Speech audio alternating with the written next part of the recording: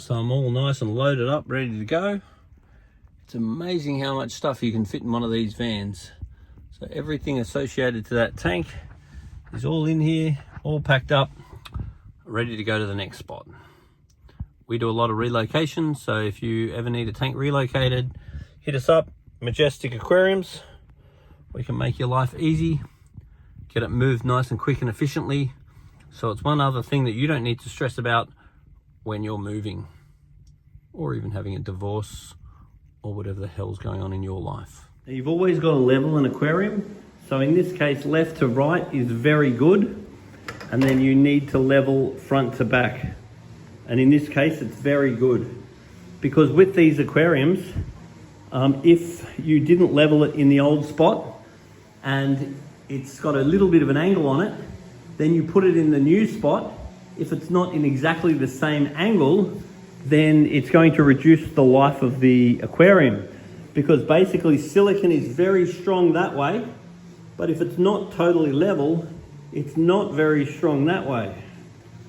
So you need to make sure that the aquarium comes from a level surface and goes to a level surface. These Kessel lights, I'd probably aim to have them on about 6 to 8 hours a day, depending on my algae.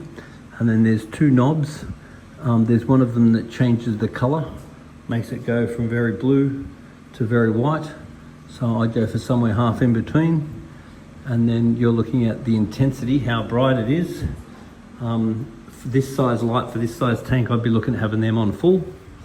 And then it's really just a matter of angling the light to make sure that the coral is getting the light as much as possible, and making sure that when you're dressing up your corals, you want to be aware of photosynthetic surface area.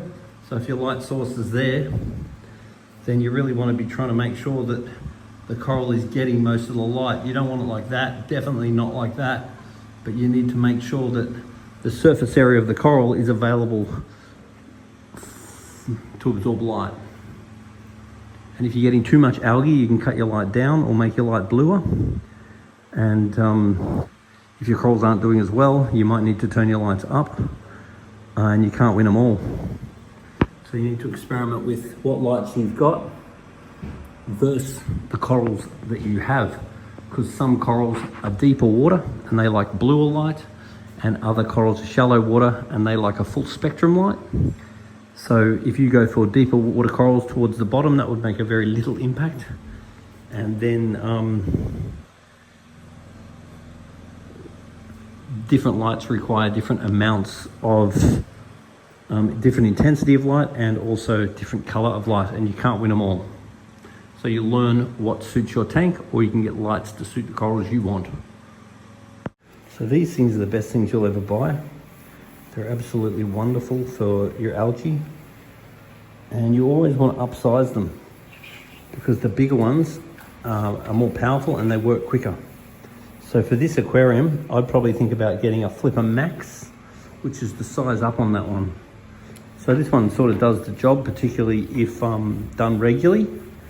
But if it was up to me, I'd probably go up a size and get the Flipper Max, because the more powerful it is, the more easy you get it done. And just be aware of your silicone too with these these bladed magnet cleaners.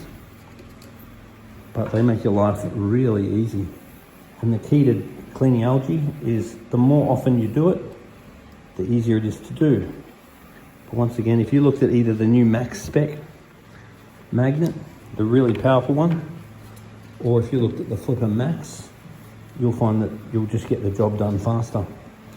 Also, don't be afraid to clean the glass using polyfilter, because when you clean the glass using polyfilter, then your glass becomes like a algae filter. Because what happens is algae grows on the glass, then you can use the polyfilter to clean it all off, and then you actually take the algae out, which means you're reducing the amount of nutrients in the tank in the long run. That's even better. It's really noisy. I don't know what that sound is coming from the bedroom. With the surface of your aquarium, what you're really wanting is maximum surface agitation. So we want the surface getting broken up really nicely like that. And then what we also don't really want is countercurrents. So in this case, all the water's coming in this direction. The wave makers look to be on a wave setting, which is fine. We're getting a nice amount of wave across the top.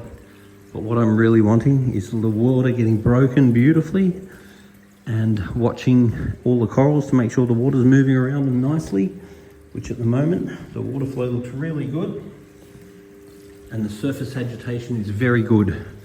I don't want it flat. At the moment it's rocking.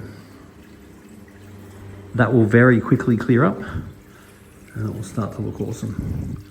It'll take a bit of time for the corals to come out, probably wait till tomorrow, and all the fish and sharks will settle in very nicely. So the tank has moved very well. This is my bigger flipper. Watch the difference. So the smaller flipper didn't really take off this algae at all, especially the stuff down the bottom here, whereas the big one is much more effective for this more stubborn algae. See, it's getting these bits off now. Look at that. The big ones go working heaps better. Worth it. Now the other thing is never underestimate Aqua One. So this brand's Aqua One, and Aqua One entered the market as a mum and dad brand. Very cheap, but good value products. And I will say that my friends at Aqua One are slowly getting better and better. And what started out being sort of cheap Chinese product is slowly really modernizing. And it's always been good value, cheap product, but it's becoming good value, cheap, but very well thought out product. And their position in the market is definitely improving. Most of their product is Australian designed, and I've got to give it to them that if you're looking for a good value aquarium, you sort of can't look past Aqua One. And the other thing is, if you haven't checked out Aqua One for a while, then revisit them every now and then. Like, stop and look at their products, because one thing I will say is that their ability to innovate and their ability to improve is really quite good. And they're just constantly bringing out new and better products. And if you haven't looked at an Aqua One product lately, just revisit them every now and then, because I'm just amazed how they just keep getting better and better, and the value is really still there.